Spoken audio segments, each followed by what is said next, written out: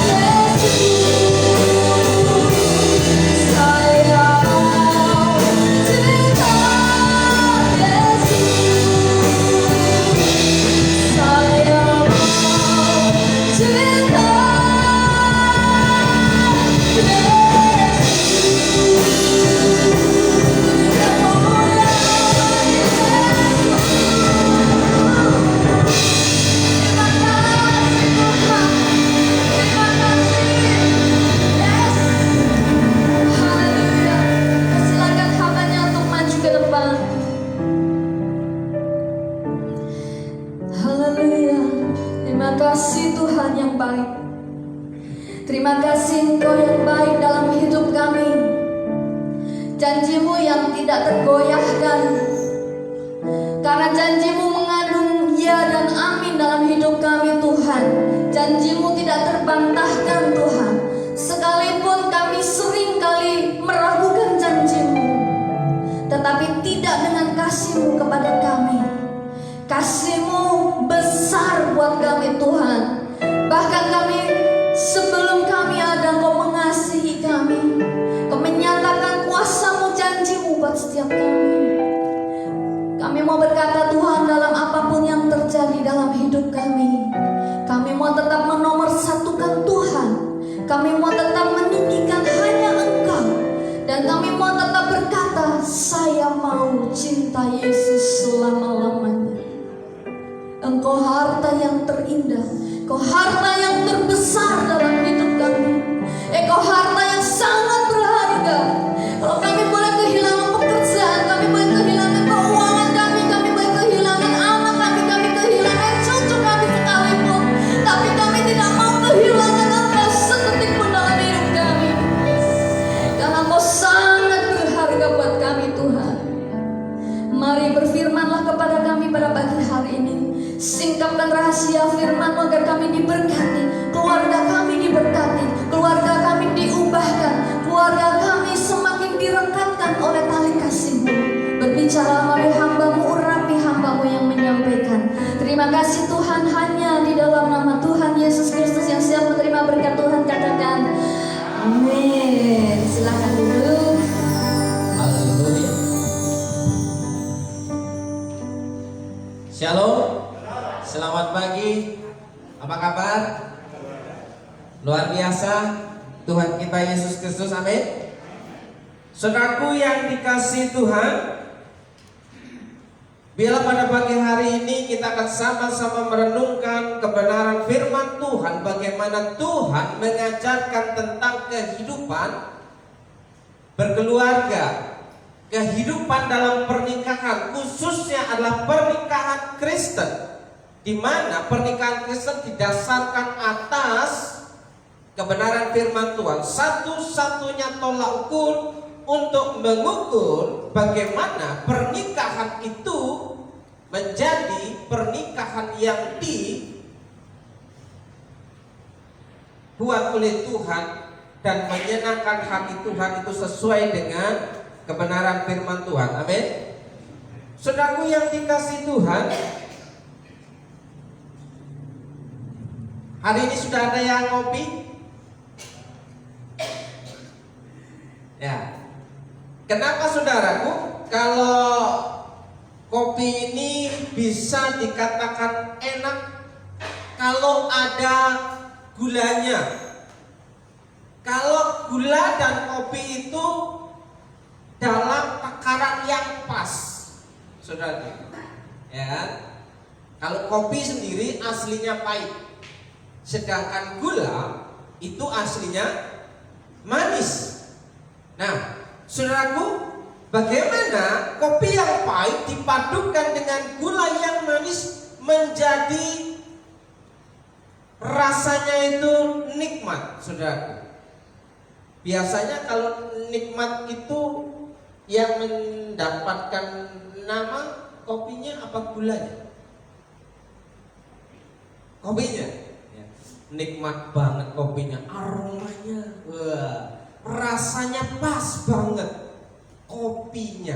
Saudaraku, bukankah kenikmatan kopi itu karena juga ada andil daripada gula?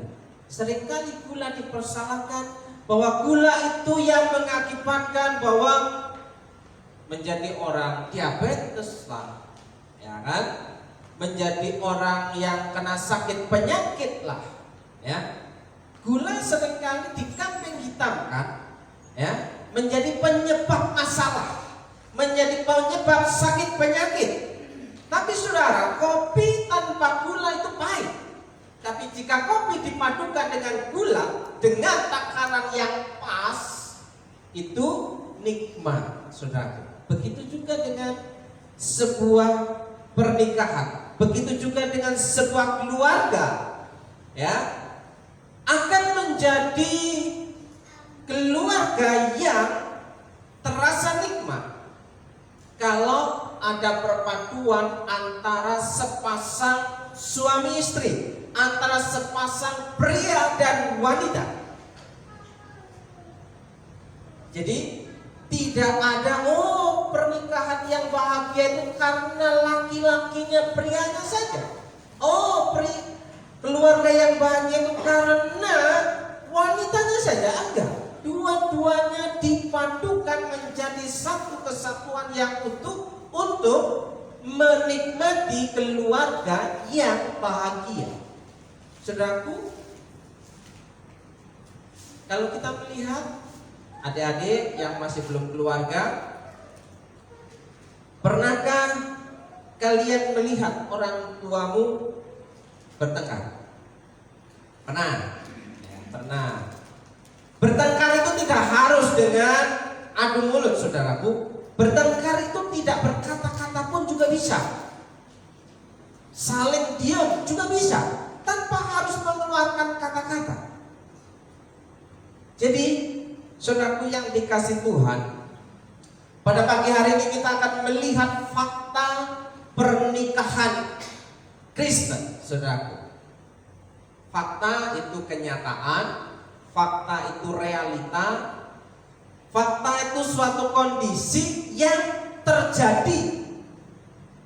Nah, sementara pernikahan adalah pernikahan itu bersatunya pria dan wanita yang sama-sama single. Pria single bersatu dengan wanita single, ya, mengucapkan janji nikah di hadapan Tuhan dan diberkati di hadapan Tuhan dan jemaatnya, barulah itu disebut sebuah pernikahan. Apalagi disebut pernikahan Kristen.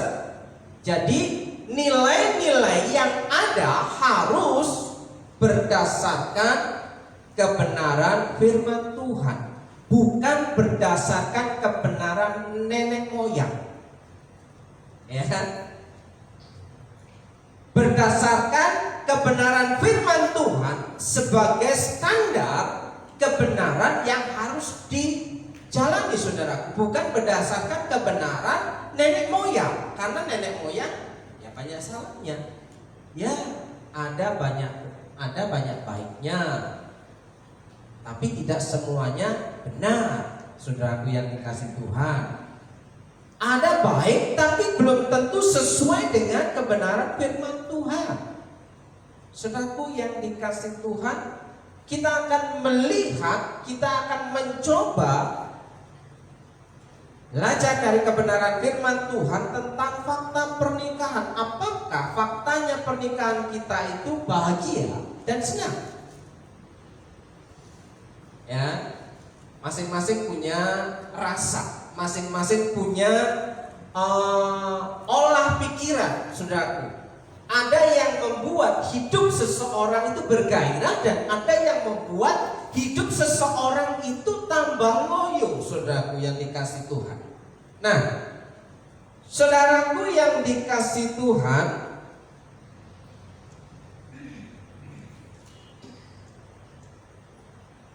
ketika engkau sadar bahwa engkau sudah menikah, bagi yang belum menikah, ya dipikirkan. Bagi yang tidak mau menikah, ya sudah dipikirkan, saudaraku. Nah, ketika engkau sadar bahwa engkau sudah menikah dengan orang yang salah, jangan sampai hari ini kita sadar, waduh, saya salah pilih orang. Baru sadarnya sekarang. Kenapa enggak dari sadaran di awal, pada waktu pendaftaran, ya kan?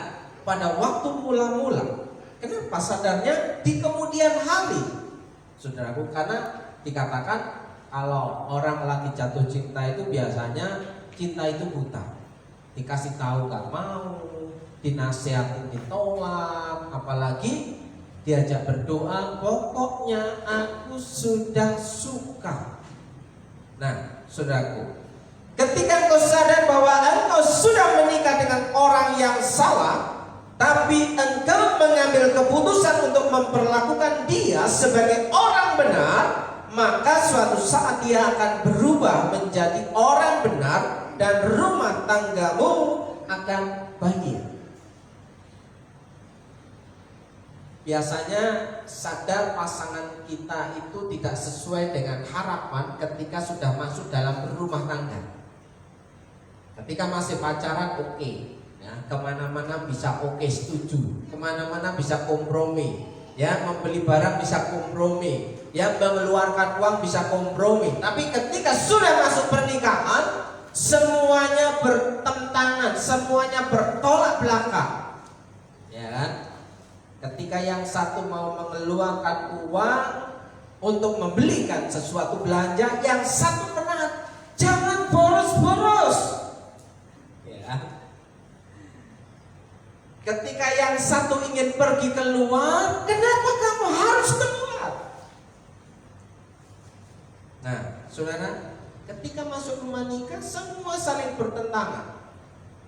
Hanya sedikit saja yang sama. Ketika sebelum menikah, masa-masa penjajahan, semuanya seolah-olah cocok dan sama. Kenapa? Ya kan, nanti batal. Nanti batal, ya kan? Nah, saudaraku, tetapi jika engkau memperlakukan dia pasanganmu secara salah, jika kita memperlakukan pasangan kita secara salah, suatu saat dia akan berubah menjadi orang yang salah. Dan rumah tanggamu tidak akan bahagia. Jika perlakuan kita salah terhadap pasangan, maka rumah tangga kita, pernikahan kita, keluarga kita tidak akan bahagia. Karena perlakuan yang salah terhadap pasangan akan mempengaruhi perlakuan kita terhadap anak-anak kita. Perlakuan yang salah terhadap pasangan akan mempengaruhi perlakuan kita kepada anak dan menantu. Karena sudah salah semuanya. Saudaraku yang dikasih Tuhan. Nah, ini fakta yang kita hadapi hari-hari ini. Adakah di antara saudara yang tidak pernah bertengkar dalam 1 bulan ini atau dalam 1 minggu ini? Ya. Bertengkar itu artinya terjadi masalah, terjadi perselisihan paham yang tidak bisa disatukan, akhirnya menjadi hubungan tidak nyaman. Ya kan? Anak-anak bisa melihat bagaimana orang tuanya, bapak dan ibunya menjalani hari-harinya dengan rasa sukacita, damai sejahtera dan gembira. Ataukah melihat bapak ibunya itu ketika dalam sebuah rumah dan hubungan melihat sesuatu yang tidak nyaman. Saudaraku yang dikasih Tuhan, ada banyak anak-anak, ya, khususnya anak wanita yang takut menikah. Kenapa? Gara-gara melihat pernikahan orang tuanya tidak menyenangkan, takut memilih pasangan. Saudaraku yang dikasih Tuhan. Nah, saudaraku yang dikasih Tuhan, menikah itu belajar saling. Menikah itu belajar saling. Saling seperti apa? Saudaraku. Saudaraku yang dikasih Tuhan, kenapa kita hari ini masih berlangsung membahas topik tentang pernikahan? Karena berkat Tuhan dimulai dari rumah tangga. Dan rumah tangga yang bahagia, rumah tangga yang diberkati dimulai dari pribadi yang takut akan Tuhan. Ya, pribadi yang takut akan Tuhan itu akan memenuhi rumah Tuhan. Dan berkat itu disampaikan, diberikan kepada orang-orang yang setia.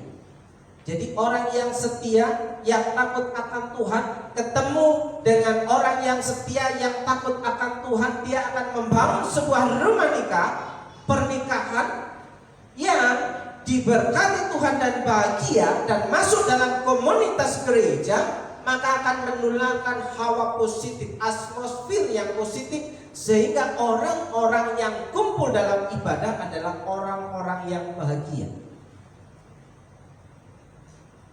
Dimulai dari keluarga.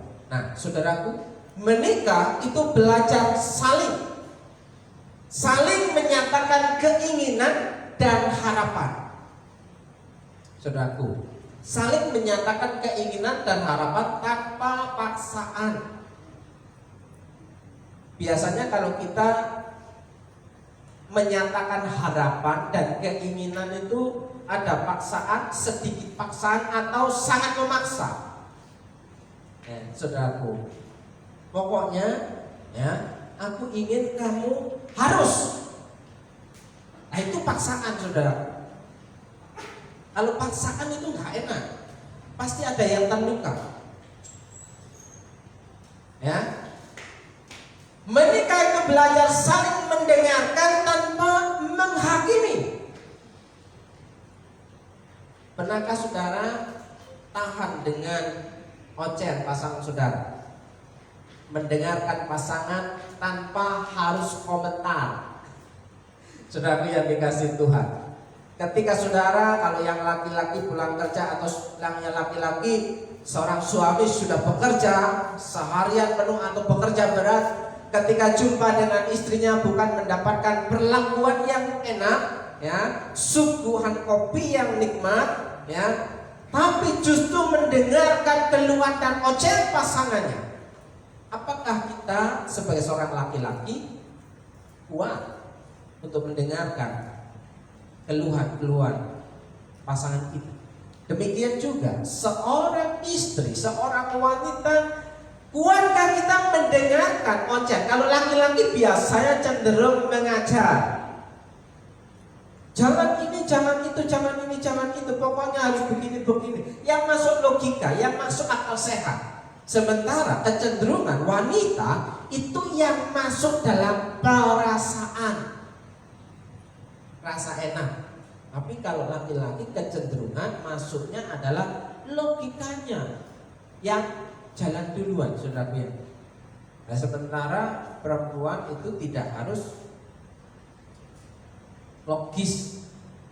Yang penting tersentuh, dia merasa nyaman, dia oke. Saudaraku, bayangkan saudaraku, ketika saudara mengajak makan, seorang istri mengajak makan suaminya, seorang ibu mengajak makan bapaknya, keluar, "Ma, mau makan apa?" Tanya suaminya kepada istrinya, "Ma, mau makan apa? Coy, makan apa?" Terserah. "Ma, mau makan di mana?" Terserah. Ya, ketika sudah diajak jalan, masuklah ke sebuah rumah makan. "Kok ke sini?" Istrinya menjawab, "Kok ke sini? Loh, kan tadi katanya terserah. Kan sudah tahu, aku gak suka makanan yang di sini." Gimana maksudnya? Kalau sudah dibilang terserah mas, mau di mana, mau makan apa, tapi ketika diajak makanannya kok nggak enak ya, katanya terserah. Ya, di perjalanan ini sudah lampu merah, ini sudah perempatan, mau belok kanan atau belok kiri, terserah. Giliran sudah belok kanan, kok ke kanan? Sudah belok, sudah set kanan. Bilangnya terserah. Bingung kok? Nah, saudaraku, bisakah kita mendengarkan pasangan kita bicara tanpa harus menghakimi? Ya, berat sih. Berat saudaraku, ya kan? Menikah itu belajar saling menguatkan dan memberi dukungan. Saudaraku, bisakah saudara memberi penguatan dan dukungan kepada pasangan saudara? Bisakah seorang suami memberikan dukungan dan semangat kepada istrinya? Bisakah seorang istri memberikan dukungan dan semangat kepada suaminya. Kalau seorang laki-laki di under pressure, dipaksa, ya, ketika seorang laki-laki sudah stres, dituntut macam-macam, bukannya dia seorang laki-laki itu tambah menurut, ya kan? Tapi apa? Tambah, iya kan? Tambah ngamuk. Tapi ketika seorang wanita sedang mengalami stres dan depresi, ketika dipaksakan oleh seorang suami, apa yang akan terjadi? Nangis. Ya. Terus dia merasa kecil hati, merasa nggak berharga untuk pasangannya. Nah, saudara, ini yang akan dilihat oleh anak-anak ketika dalam sebuah rumah nikah. Belajar saling menguatkan dan memberi dukungan tanpa menghancurkan dan mematahkan. Mudah, sulit. Bukan sesuatu yang mudah mau selalu memberikan dukungan orang yang sama seumur hidup dalam tinggal satu rumah, seumur hidup. Tak boleh ganti. Ya Mas Ubed, tak boleh ganti. Dan tak boleh nambah. Ya, tak boleh ganti dan tak boleh nambah. Ya. Nah, saudaraku yang dikasih Tuhan, ingat, menikah modal cinta saja dan tampang saja itu tidaklah cukup. Ya, menikah itu bukan karena gantengnya, ya kan? Bukan karena cantiknya, ya, bukan karena kayanya, ya, bukan karena saking cintanya. Gak cukup makan cinta tok, gak cukup makan ganteng tok, gak cukup makan cantik tok, ya kan? Gak cukup karena punya uang tok. Nah, pokoknya kamu mau apa saja, mau kemana saja nih uangnya, tapi pasangannya gak pernah menyertai. Kira-kira enak gak masuk lu? Gak enak. Saudaraku, ketika saya dilepas, ketika mengantar istri ya, ke rumah sakit, istri saya drop di rumah sakit sementara antriannya panjang. Ketika ya sudah kamu pergi saja kemana, saya bingung saudaraku. Biasa kemana-mana berdua, tapi ketika disuruh pergi sendiri, untuk nongkrong sendiri, untuk makan sendiri, untuk ngopi sendiri, bingung. Akhirnya saya berhenti di pinggir jalan di dekat IAIN, berhenti di bawah pohon. Mau kemana ya? Mau nongkrong sendiri, mau makan sendiri, mau ngopi sendiri, gak enak. Sampai maghrib saya nongkrong berhenti di pinggir jalan situ. Baru pada akhirnya saya melanjutkan perjalanan. Ya, tapi bingung mau kemana ya? Biasa bersama-sama, tapi kemudian harus sendiri itu tidaklah enak. Coba. Tapi bagaimanapun juga ada yang terjadi ketika biasa sendirian kemana-mana, tapi ketika harus ada bersama-sama dia juga gak nyaman. Karena biasa sendiri. Wadah ganggu ini, enak dewekan ini, ya kan? Nah, saudaraku, menikah modal cinta dan tampang saja tidaklah cukup, saudara. Pernikahan tanpa konflik dan masalah itu tidak mungkin. Pernikahan tanpa masalah tidak mungkin. Pernikahan tanpa pertengkaran tidak mungkin. Pernikahan tanpa konflik itu tidak mungkin. Fakta. Ya. Ada banyak orang bermimpi ketika masuk rumah nikah dia langsung bahagia, langsung senang, langsung kemana-mana enak. Kalau bisa saya mendapatkan pasangan yang kaya, yang punya uang, yang punya rumah, yang punya mobil, yang punya kendaraan, bisa kemana-mana. Saudaraku, benarkah itu enak?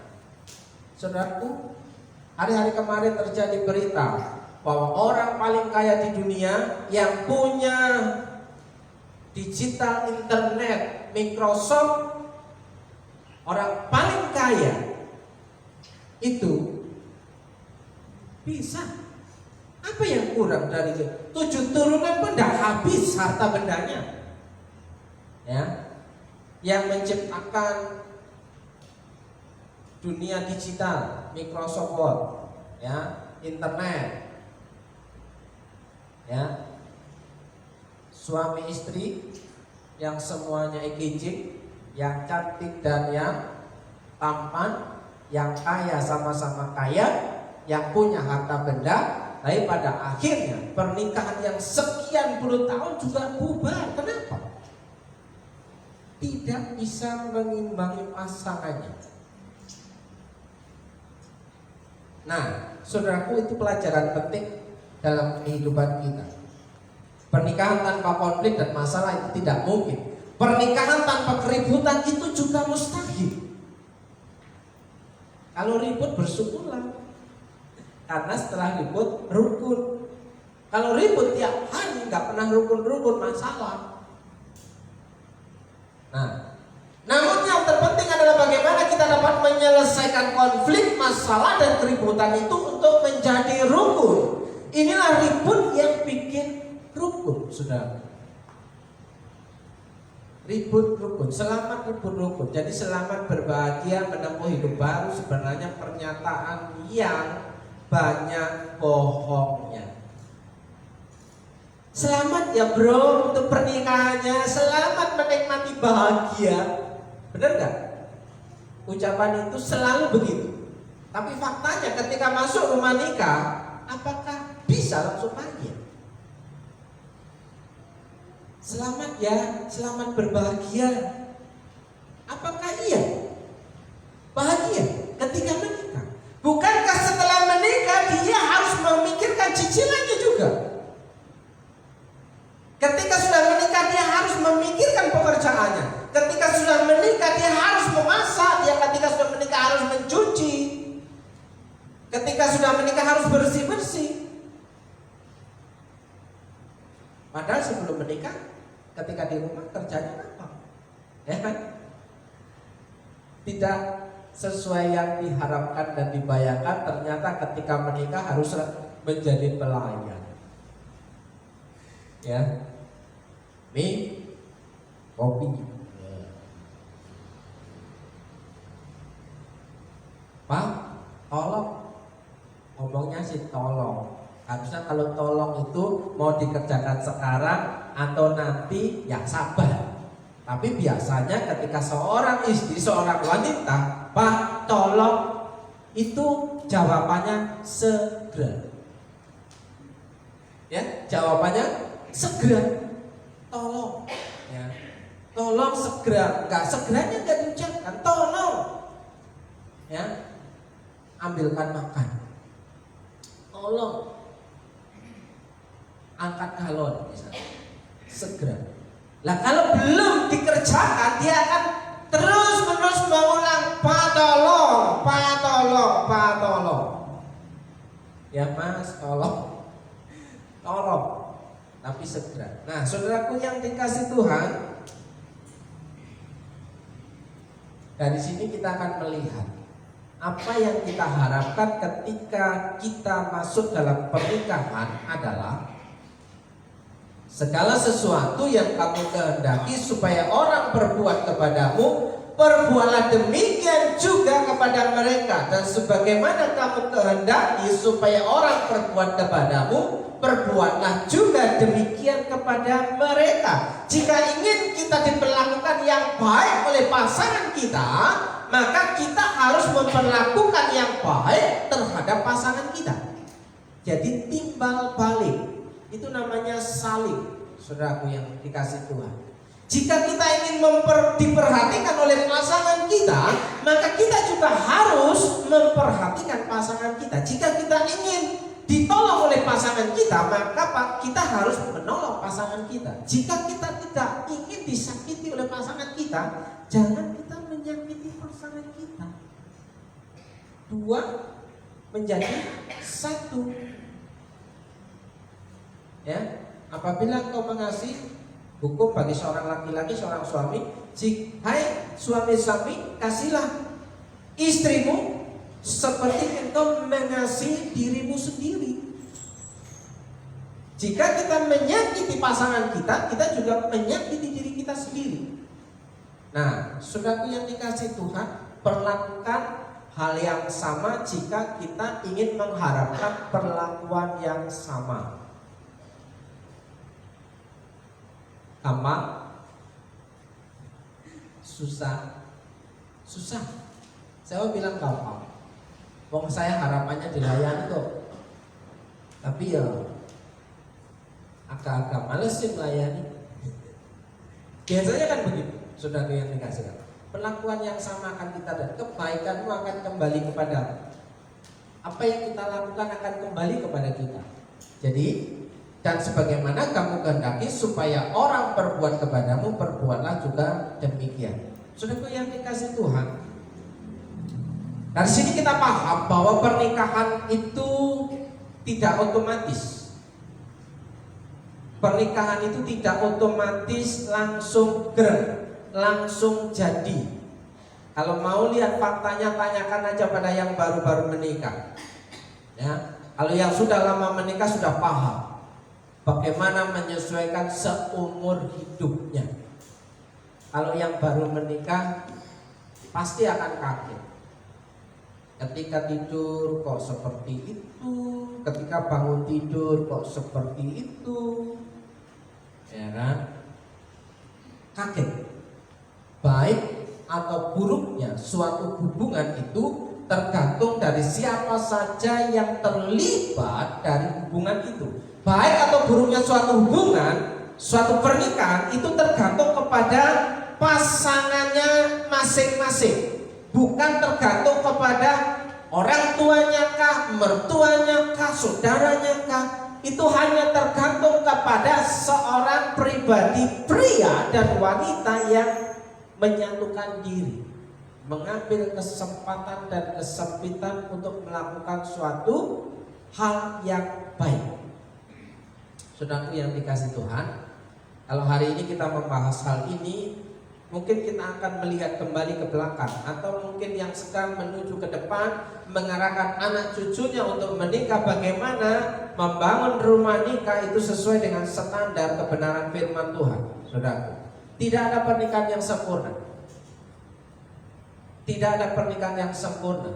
Yang ada hanyalah pernikahan yang menuju pertumbuhan. Karena sampai tua pun juga masih menyesuaikan diri, saudara. Tidak ada selalu yang pas, ya kan? Saudara yang dikasih Tuhan,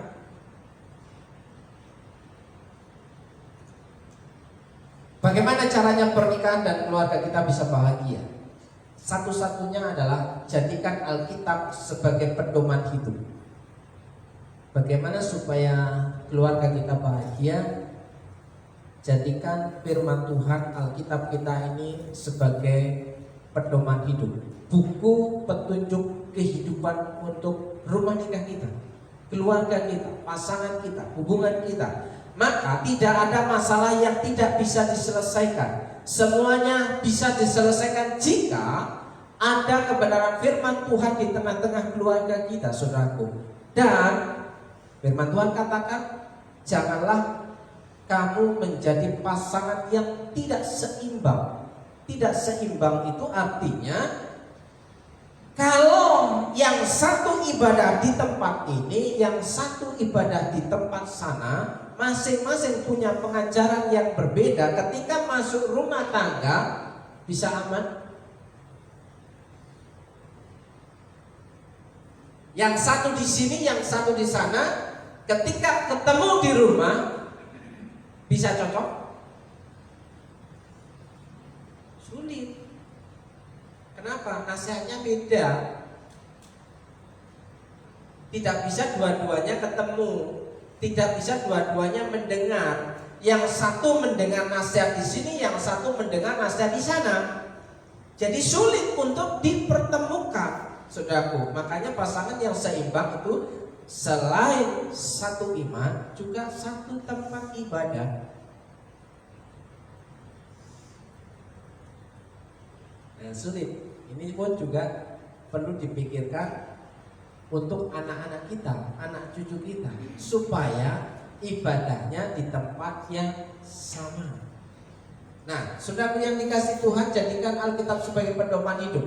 Nah, saudaraku yang dikasih Tuhan, bagaimana kita menjalani fakta pernikahan kita yang harus kita lakukan pertama-tama adalah kita harus mengambil kesepakatan. Katakan sepakat. Sepakat dulu saudaraku. Kita harus sepakat. Berjalankah dua orang bersama-sama jika mereka belum berjanji? Berjalankah dua orang bersama jika belum sepakat untuk masuk dalam rumah tangga? Makanya kesepakatan di awal itu harus dipikirkan matang-matang. Jangan sampai kesepakatan kita di awal kita akhiri dengan ketidaksepakatan. Nah, ini pun tidaklah gampang, saudara yang dikasih Tuhan. Hubungan dalam pernikahan akan berjalan aman dan nyaman jika masing-masing pasangan memiliki kesanggupan untuk kecewa. Jadi selamat berbahagia itu omong kosong. Saya katakan sekali lagi, ketika saudara menerima ucapan selamat berbahagia, saudara akan tertuduh dengan sangat ketika saudara masuk rumah nikah, saudara tidak bahagia. Justru tambah menderita. Kenapa? Menghadapi perlakuan yang tidak sesuai kita harapkan dari pasangan kita. Kita bahkan kecewa, kita bahkan terluka, kita bahkan pokoknya yang gak enak. Tapi orang bilang selamat berbahagia.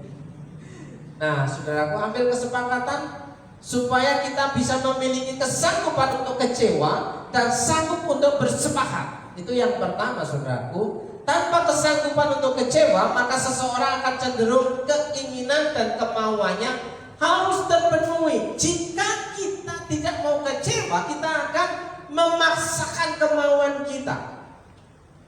Aku gak mau tahu, pokoknya harus ini.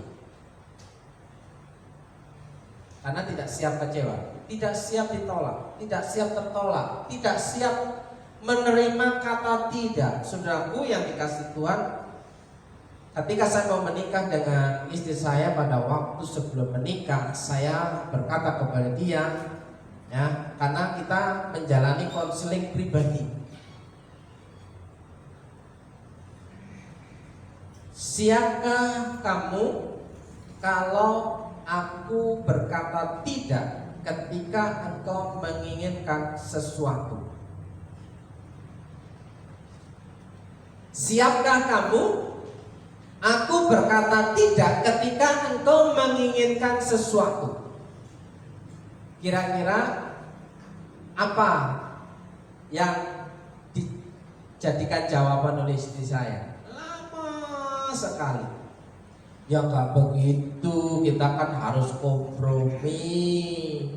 Ya, saudaraku, oke, kalau kompromi, kalau kamu mau mengambil keputusan, apakah kamu siap untuk menjadi kepala rumah tangga? Tawaran yang saya berikan. Jika kamu mengambil keputusan untuk menolak ketika saya berkata tidak, siapkah kamu untuk menjadi kepala rumah tangga? Ya jangan begitu. Kan wajibnya seorang suami kepala rumah tangga. Ternyata saudaraku, firman Tuhan itu berat ketika tidak rela. Hai istri-istri, tunduklah kepada suamimu. Sebenarnya tinggal bilang siap. Tapi kenapa jawabannya bulat? Ya kan? Dibilang tidak marah, bilang tidak lesu, bilang tidak kecewa, bilang tidak ngambek, bilang tidak nangis. Ya, untung gak gulung-gulung. Ya kan? Sudah pengen nih ke mall, lihat sepatu. Saya masih ingat harganya 250.000. Di salah satu mall di Bandar Lampung, saudaraku, harganya 250.000, warna hitam dan cocok untuk pelayanan. Dan dia muter di situ, nggak pergi-pergi. Ketika diajak balik ke situ, nggak pergi-pergi. Ya, Mas, Ya, ngerti. Terus mau. Uangmu ada berapa? Uangmu ada berapa? Ya kan? Pada waktu itu uangnya cuma 100 atau 150. Saudaraku yang dikasih Tuhan. Ya, kamu berdoa aja. Rohani sekali kalau hamba Tuhan ngomong sama pasangannya. Kamu berdoa dulu, ya kan? Kalau sudah udah uang ya nggak usah doa lah, tinggal keluarkan uangnya langsung bayar di kasir. Kok disuruh berdoa? Apa susahnya? Buka dompetnya. Pulang. Sudah disuruh berdoa, nggak dibelikan, langsung pulang. Saudaraku, ketika di situ istri saya tidak membantah, keajaiban terjadi. Nah, ketika Anda mau melangkah keluar, ya, karyawan di situ Noel, Bapak, ini ada voucher, dikasih voucher senilai 100.000. Jadi uang yang 150.000 plus voucher 100.000, akhirnya apa? Dapatlah sepatu yang harganya 250.000. Harga sebuah ketaatan memberikan keuntungan. Amin. Kalau memaksakan harus mengeluarkan kocek, harus mengeluarkan uang sejumlah 250.000 dengan uangnya sendiri, saudara. Tapi ketika ada satu ketaatan, ada bonus 100.000, saudara. Bukankah itu hal yang terjadi kalau kita mau mentaati kebenaran firman Tuhan? Nah, saudaraku yang sepakat dulu, ya, tanpa kesanggupan bersepakat maka seseorang akan cenderung memaksakan kehendaknya. Kalau tidak bisa sepakat pasti akan ada paksaan. Saya pastikan akan ada paksaan, dan paksaan itu akan membuat luka.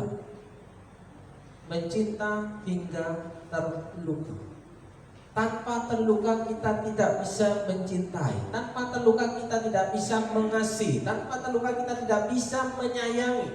Orang yang mau mencintai harus siap kecewa dan siap terluka. Jadi selamat berbahagia itu omong kosong. Selamat menderita ya bro, nah itu lebih realistis. Selamat bertengkar ya bro, itu lebih realistis. Ya. Selamat berbahagia, baru aja pemberkatan, masuk hotel sudah ribut. Ya. Matikan sih AC-nya, dingin. Sementara panas. Gara-gara AC, gara-gara kipas juga bertengkar, saudaraku yang dikasih. Saudaraku yang dikasih, hal yang pertama untuk masuk dalam rumah nikah yang menurut kebenaran firman Tuhan, kita itu dianggap bahagia dan merasa senang dan nyaman karena satu server, ya kan?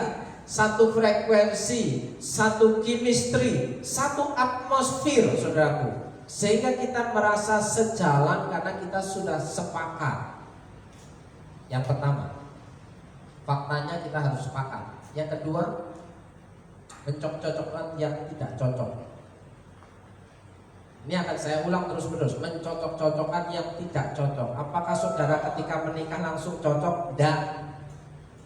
Karena nggak akan pernah cocok. Laki-laki dan perempuan tidak akan pernah sama. Kalau laki-laki dengan laki-laki, obrek. Perempuan dengan perempuan ya gila. Nah, saudaraku, hendaklah suami memenuhi kewajiban terhadap istrinya, demikian pula istri terhadap suaminya. Istri tidak berkuasa atas tubuhnya sendiri, tetapi suaminya. Demikian pula suami tidak berkuasa atas tubuhnya sendiri, tetapi istrinya. Jadi minumlah, Amsal bilang minumlah dari kulakmu sendiri, ya kan? Nikmatilah istrimu, ya. Kalau di Amsal dibilang begitu, saudaraku.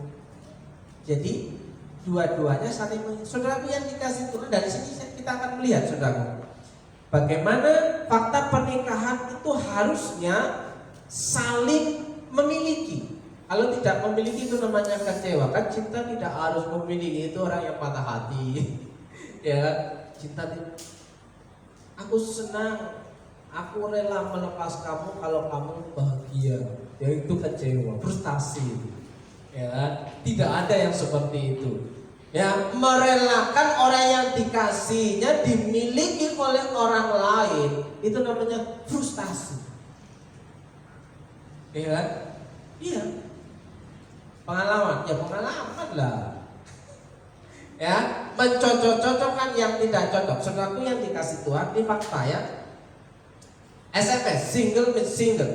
Saudaraku, bukan alone meet alone, ya. Sendirian ketemu sendirian. Orang yang hidupnya sendiri dengan orang yang ketemu dengan hidupnya sendiri saja, ya kan? Tapi berbeda dengan single ketemu dengan single. Apa bedanya single dengan alone, saudaraku yang dikasih Tuhan? Nah, saudaraku yang dikasih Tuhan, saya akan kasihkan contoh, saudaraku. Ini ibaratkan seorang wanita, dan ini ibaratkan seorang pria. Seorang pria yang tidak penuh ketemu dengan seorang wanita yang tidak penuh. Pria yang alone, tidak baik manusia itu seorang diri saja, alone, sendirian saja, dengan ketemu dengan wanita yang sendirian saja. Ya kan? Ketika mereka menikah, apa yang terjadi? Mereka berusaha saling ingin memenuhi kebutuhan pasangannya. Kita akan melihat, saudaraku, ya kan? Yang pria ingin memenuhi kebutuhan istrinya, perempuan. Kira-kira apa yang terjadi dengan si pria, saudaraku? Apa yang terjadi?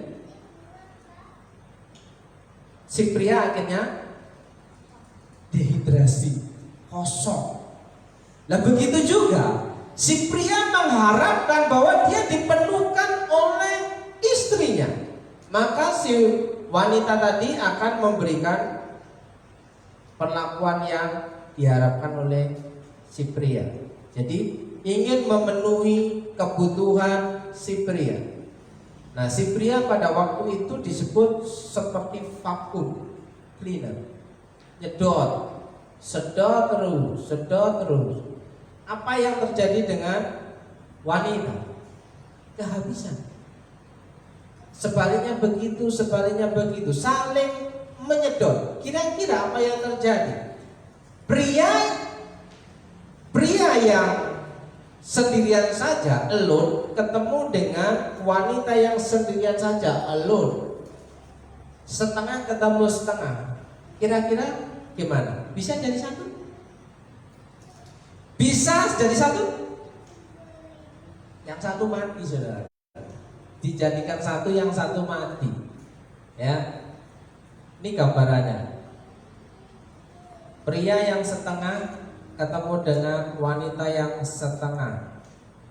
Ketika disedot oleh pasangannya, maka akan terjadi kematian. Ini alone. Tidak baik manusia itu seorang diri saja, alone, sendirian. Kalau sendiri saja lama-lama lonely, kesepian. Saudaraku yang dikasih Tuhan. Nah, saudaraku yang dikasih Tuhan, bagaimana pria yang setengah ketemu dengan yang setengah ini bahagia? Tidak mungkin. Gambar diri yang rusak dengan ketemu gambar diri yang rusak mau bahagia? Tidak mungkin. Pria belum bertobat ketemu wanita belum bertobat mau bahagia, tidak mungkin. Satu-satunya jalan adalah harus ada Tuhan Yesus yang ada di tengah-tengah pernikahannya, supaya apa? Dua-duanya penuh. Nah, kata penuh di situ disebut single. Saudaraku yang dikasih Tuhan, tidak baik kalau manusia itu seorang diri saja. Aku akan menjadikan penolong baginya yang sepadan dengan dia. It is not good that the man should be alone. Tidak baik seorang diri saja, bukan single. Nah, saudara, apa bedanya alone dengan single di situ?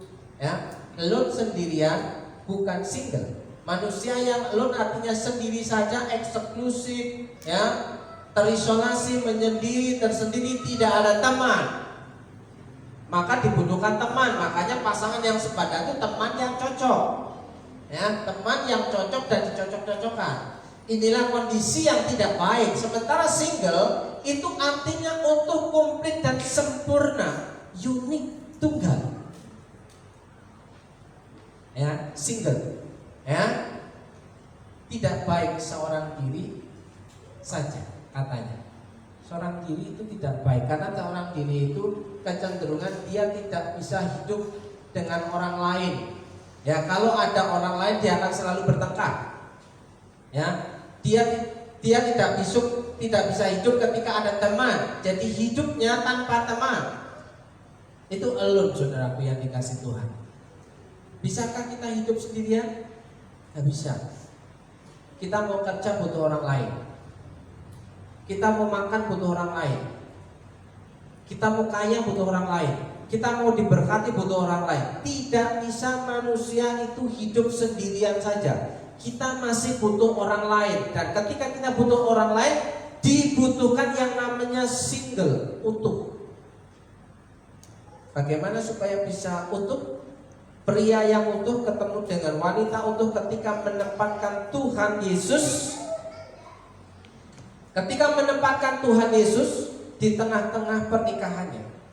Jadi yang bisa memenuhi kebutuhan masing-masing pasangan kita itu bukan kita.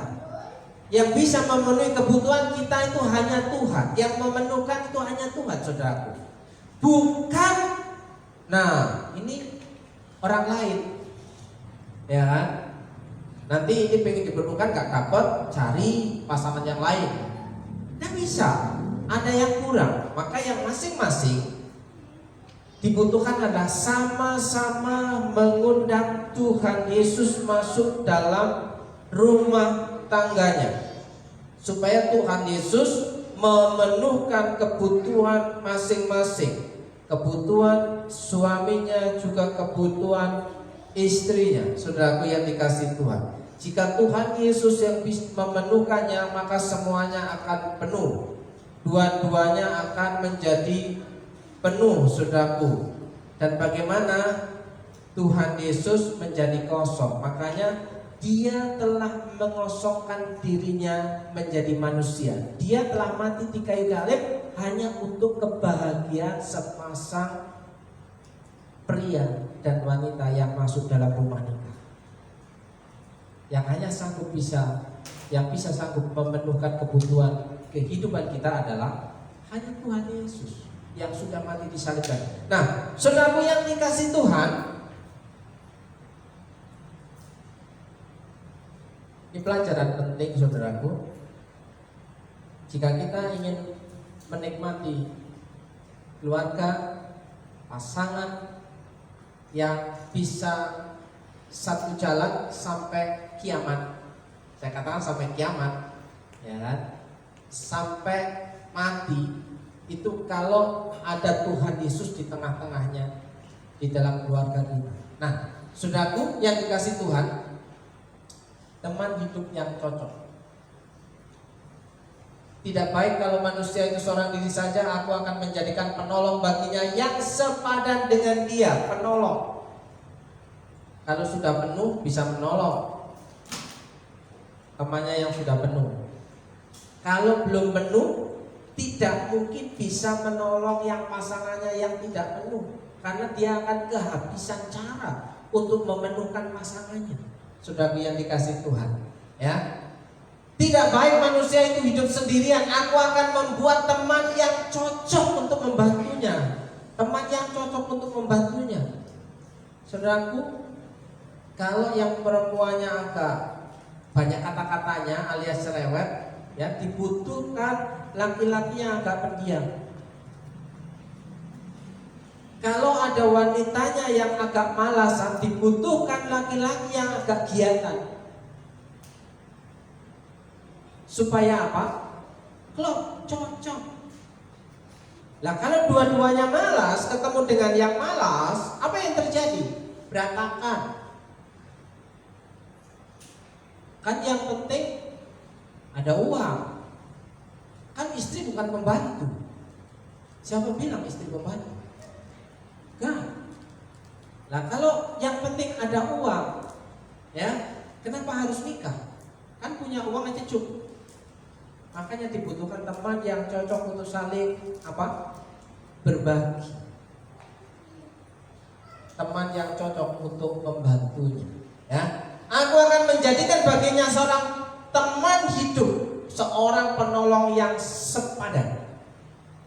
Pertanyaannya di akhir renungan kita pada pagi hari ini, saudaraku, sudahkah kita menjadi teman yang cocok? Saudaraku, asmara itu hanya berjalan 4-5 tahun ketika kita menikah.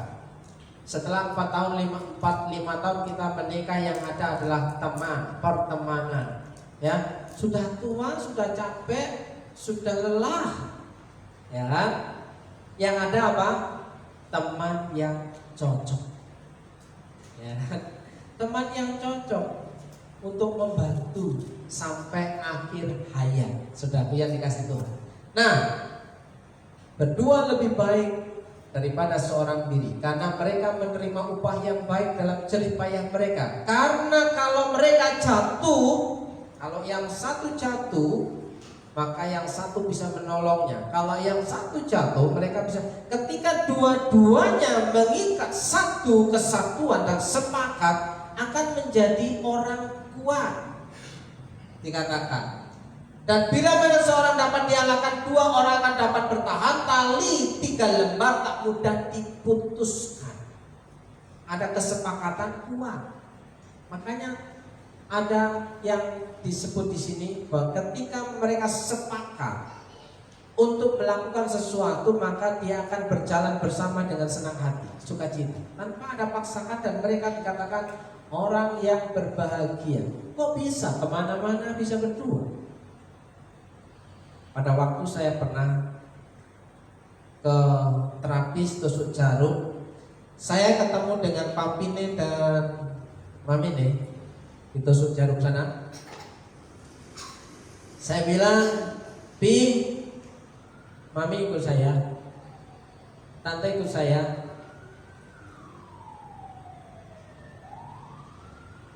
Papine jawab, ya kan? Enggak, mau tadi berangkatnya bareng, pulangnya bareng. Setia. Kalau yang tidak setia, wah enak naik mobil ini. Enak naik mobil ini, ya. Enggak, tapi tante-tante maminya juga bilang, enggak, aku dibonceng saja. Luar biasa. Ada kesepakatan yang sudah dibangun, ya. Susah sama-sama, senang sama-sama. Itulah luar biasa. Saudaraku yang dikasih Tuhan, apakah kita mau menikmati berkat pernikahan rumah tangga kita itu dinikmati oleh anak cucu kita? Ya, apakah kita mau bahwa kita itu menjadi bagian dalam kehidupan anak cucu kita, sehingga anak cucu kita bisa melihat bahwa rumah tangga kita adalah rumah tangga yang diberkati dan bahagia. Jangan sampai meniru rumah tangga tetangga sebelah.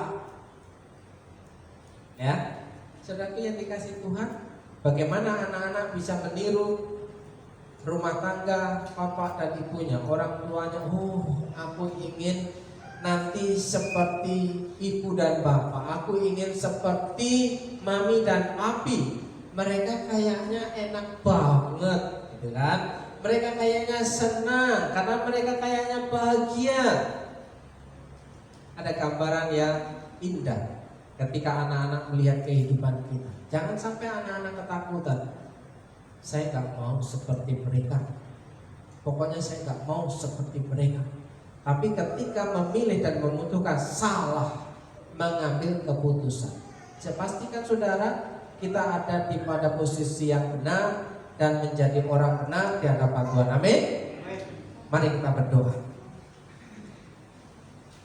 Terima kasih Tuhan, pada pagi hari ini kami bersyukur bahwa Allah mau memberikan titik terang dalam kehidupan umat-Mu, bahwa orang-orang yang mau mengerti kehendak Tuhan hidupnya diberkati Tuhan.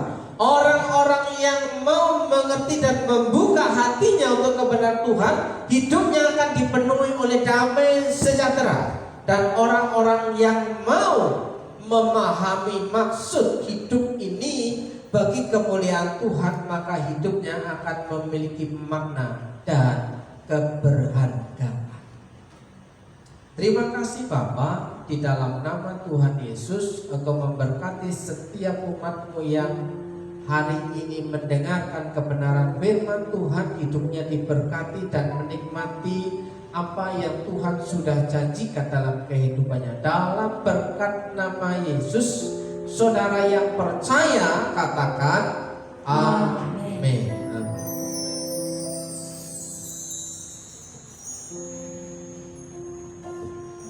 Bapak Ibu, diberkati dengan firman Tuhan pagi hari ini. Kiranya dengan firman Tuhan hari ini membuat kita merenung sampai ke rumah, dan kita menjadi bertumbuh bersama-sama dengan pasangan kita, menjadi sebuah keluarga yang lebih baik lagi di hadapan Tuhan dan menyenangkan hati Tuhan. Haleluya. Waktunya kita akan memberikan persembahan buat pekerjaan Tuhan di tempat ini. Kita akan tundukkan kepala dan kita berdoa. Bapa, di dalam nama Tuhan Yesus, terima kasih buat berkat firman-Mu yang kami peroleh pada pagi hari ini. Engkau memberkati terus kehidupan kami, jemaat-Mu Tuhan, dan juga untuk setiap umat-Mu yang sebentar akan memberikan persembahan. Engkau memberkati setiap pekerjaan mereka, setiap keringat mereka, setiap jerih lelah mereka. Engkau akan tambah-tambah dan Engkau akan limpahkan berkat anugerah-Mu buat setiap umat-Mu. Terima kasih Tuhan, di dalam nama Tuhan Yesus Kristus. Amin.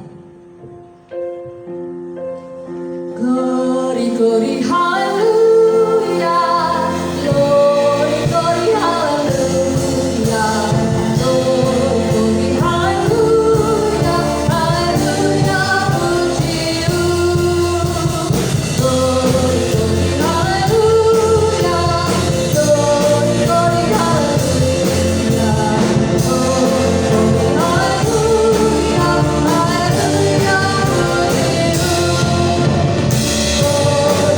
Hallelujah,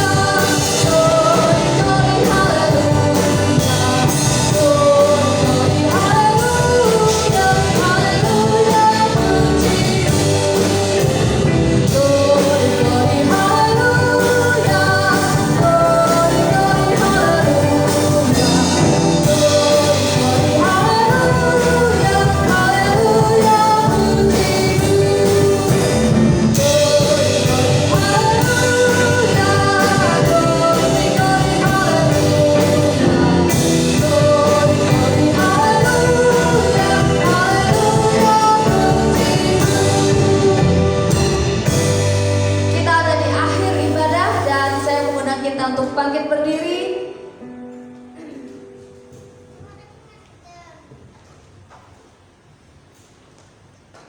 Bapak Ibu yang dikasih Tuhan, malah kita menutup ibadah kita dengan doa dan menerima berkat daripada firman Tuhan yang sudah kita dengar pada pagi hari ini. Kita juga mau berdoa untuk orang-orang yang kita kasih hari ini yang tidak dapat datang ibadah ke tempat ini. Kiranya yang sakit Tuhan jamah dan sembuhkan dalam berkat nama Yesus. Berdoa buat orang-orang tua kita yang sedang lemah tubuh, berdoa untuk Popo Ana, berdoa untuk Bu Sriati, berdoa untuk Ama Sujun, berdoa untuk Bu Darsono yang masih ada di rumah masing-masing. Kiranya Tuhan menjamah tubuh dan jasmaninya menjadi sehat, kuat, beri hati yang penuh sukacita, damai sejahtera melingkupi kehidupan mereka dalam berkat nama Yesus. Bagi saudara yang ada di rumah masing-masing yang sedang bergumul dengan keluarga dan pekerjaannya, rumah tangga dan anak-anaknya, dalam berkat nama Yesus, berkat pemulihan, berkat kuasa atas keberuntungan dalam rumah tangganya dan pekerjaannya, dalam berkat nama Yesus. Dan yang hadir di tempat ini, kiranya Tuhan menambah-nambahkan sukacita yang lebih lagi. Amin. Yang berulang tahun di sepanjang minggu yang sudah kami lewati, kiranya Tuhan memberkati hidupnya, rumah tangganya, pekerjaannya, dan pelayanannya. Sukacita, damai sejahtera Tuhan limpahkan dalam berkat nama Yesus. Kami juga berdoa untuk kota kami, untuk bangsa kami, di mana kami tinggal, di Purwokerto, Banyumas, dan bangsa Indonesia ini. Kami memberkati bangsa ini, memberkati kota kami dalam berkat nama Yesus. Tuhan, jadikan hidup kami berkat di tengah-tengah masyarakat yang di mana kami tinggal. Dalam berkat nama Yesus. Saudaraku, marilah kita pulang dengan membawa, menerima berkat kebenaran firman Tuhan. Kita angkat tangan kita tinggi-tinggi dalam berkat nama Yesus. Jika engkau baik-baik mendengarkan suara Tuhan Allahmu dan melakukan dengan setia segala perintahnya yang kusampaikan kepadamu pada hari ini, maka Tuhan Allahmu akan mengangkat engkau di atas segala bangsa di bumi. Segala berkat ini akan datang kepadamu dan menjadi bagianmu jika engkau mendengarkan suara Tuhan Allahmu. Dalam berkat nama Yesus, Tuhan memberkati engkau dan Tuhan melindungi engkau. Tuhan menyinari engkau dengan wajah-Nya dan memberi engkau kasih karunia. Tuhan menghadapkan wajah-Nya kepadamu dan memberi engkau damai sejahtera. Dalam berkat nama Yesus, diberkati hidupmu, diberkati keluargamu, diberkati rumah tanggamu, diberkati pasanganmu, diberkati suamimu, diberkati istrimu, diberkati anak-anakmu, diberkati seisi rumahmu dengan berkat-berkat yang baru setiap pagi dalam berkat nama Yesus. Diberkati pekerjaan-pekerjaanmu, diberkati warungmu, diberkati tokomu, diberkati segala usaha dan dayamu. Hari kemarin, hari ini, dan hari esok, Tuhan sanggup membuat usahamu beruntung dan beruntung dan beruntung. Dalam berkat nama Yesus. Saudara yang percaya katakan amin. Amin.